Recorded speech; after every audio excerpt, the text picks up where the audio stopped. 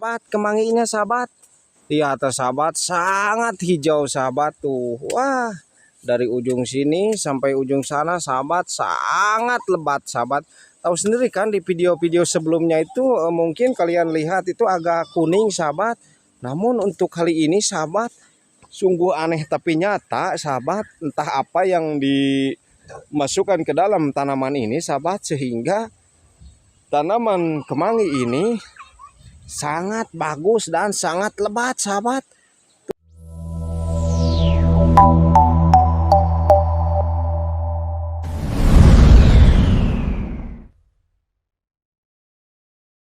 Assalamualaikum warahmatullahi wabarakatuh. Apa kabar sahabat YouTube-nya Siap Rak Jagat, sahabat tutorial, sahabat edukasi, dan sahabat pertanian. Nah, di video kali ini Siap Rak Jagat akan menayangkan video-video seperti yang sebelumnya seputar penanaman kemangi. Kalau sekarang bukan penanaman, panen sahabat.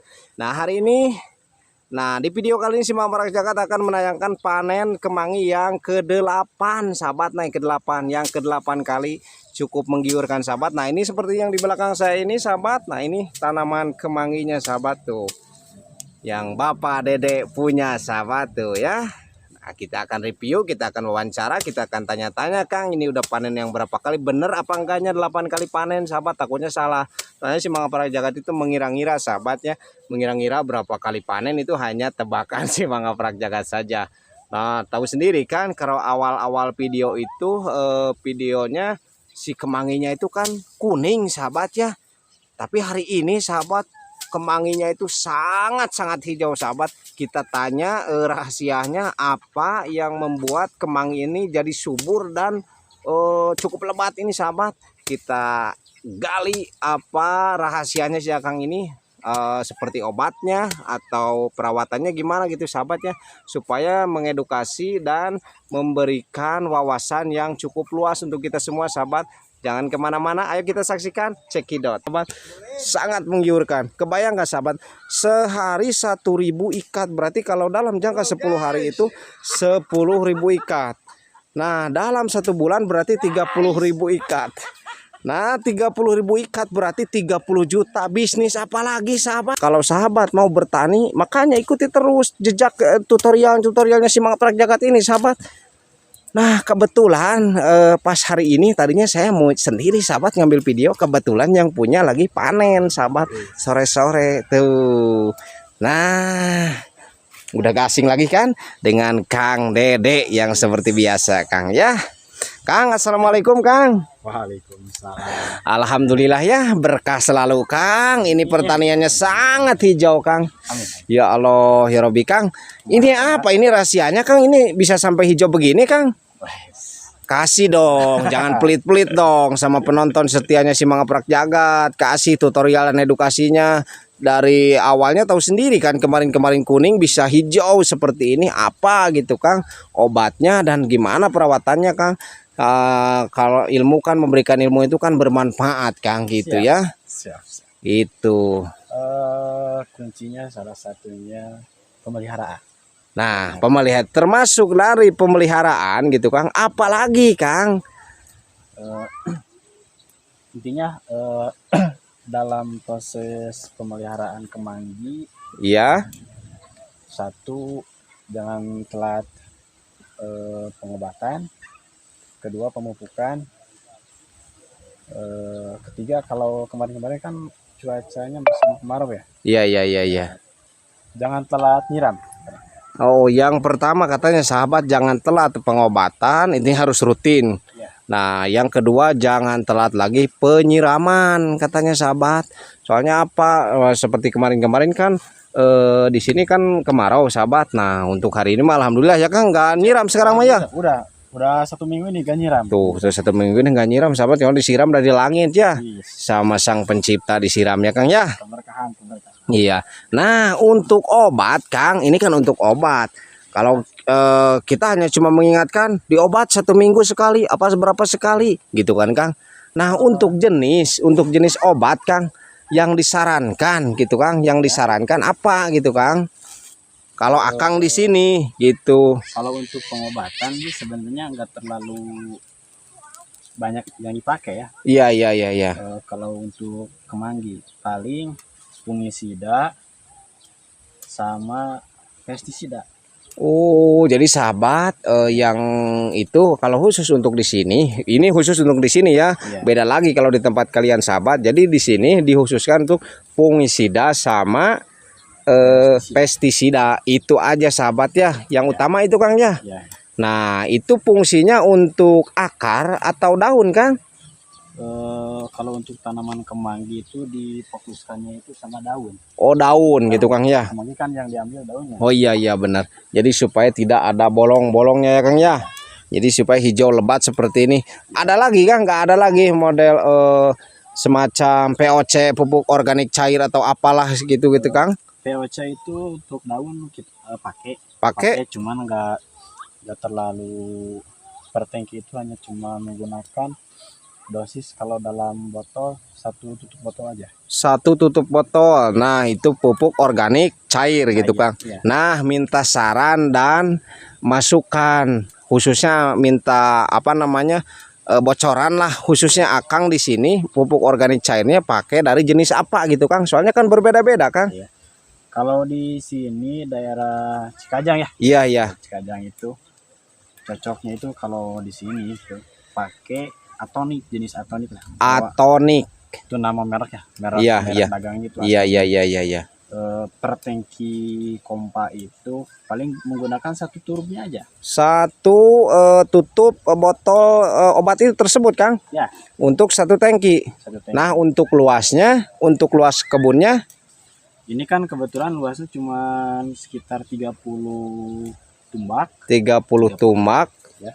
Berarti Paling 1 kali spray itu 1,5 tangki kali. oh berarti sahabat untuk 30 tumbak berarti menghabiskan itu 1 tutup botol setengah sahabat untuk 30 patok ya Kang ya. 30 tumbak. 30 tumbak. Nah kalau sahabat lebih dari itu kebunnya tinggal ikan aja.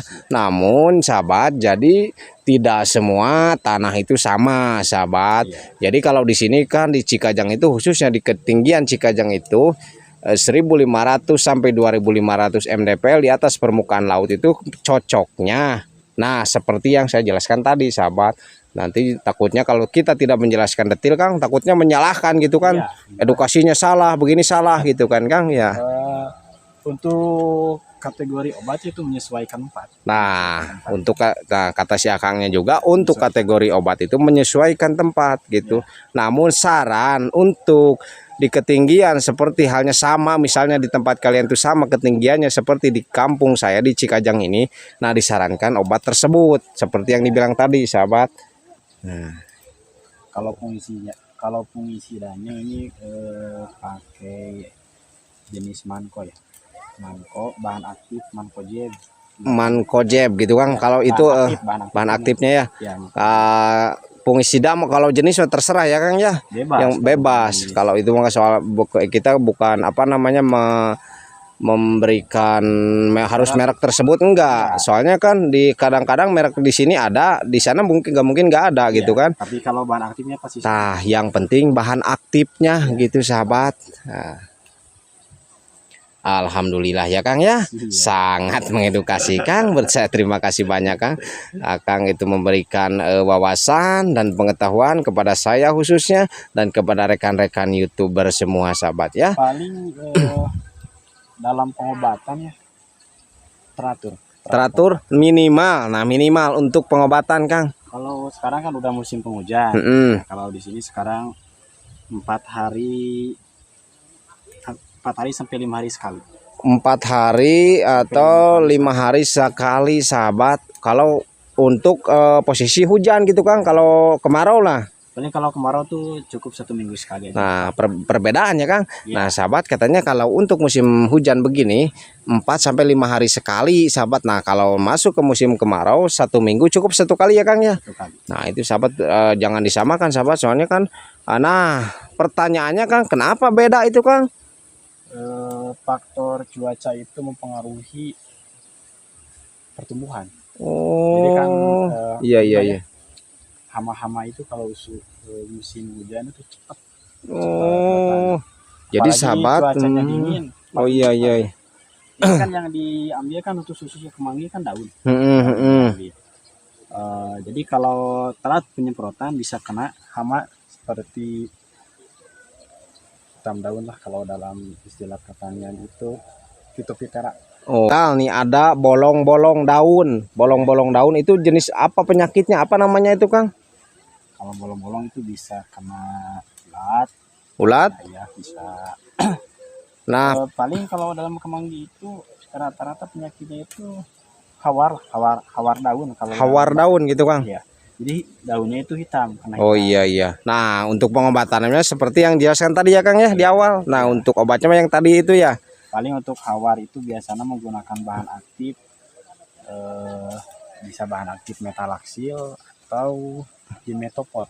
Nah, jadi untuk mencegah hawar itu bukan mencegah ya, jadi mengobati gitu, Kang ya. Mencegah juga nggak apa-apa. Oh, mencegah juga nggak apa-apa ya, Kalau Kang. mencegah itu lebih kalau mencegah itu pemakaiannya bisa dosisnya itu bisa dikurang.